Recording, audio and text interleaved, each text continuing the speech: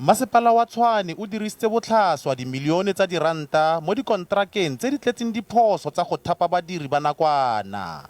Le Palamente ga ya dira go utlwala jaaka dimilione di dirisitswe mo tirelong e e bokoa. Seno ke go ya ka Cedric Cele, modiri wa pele wa kontraka kwa masepaleng. You can have a situation whereby you have employees, over 500 of them, that they don't have a job description. They are sitting under the tree, and when you try to engage the management, they're ignoring their consent. I've went even to Parliament to get intervention, and there was no intervention that was granted.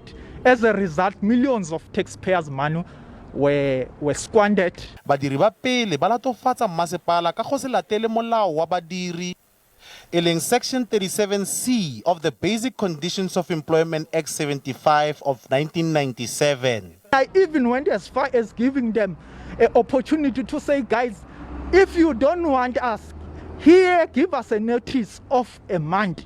But they didn't take that opportunity. Masepala wa Tshwane wa amogetse gore lenaane le le maleba la go thapa badiri ga la latelwa. Re ba file notice ka kgwedi eo contract tsa bona ntse di fela. Nka se re HR ga ya dira dilo ka molao go ne le botlhaswanyana bo bonyanenyana fela bo bo diragetse. Badiri ba pele ba masepala wa Tshwane ba ba sa itumelang ba tlile go kgontela mo dikantorong tseno tsa masepala ka Laboraro tebang le gore masepala o rwale maikarabelo. Offense Stimo, SABC News, Pretoria.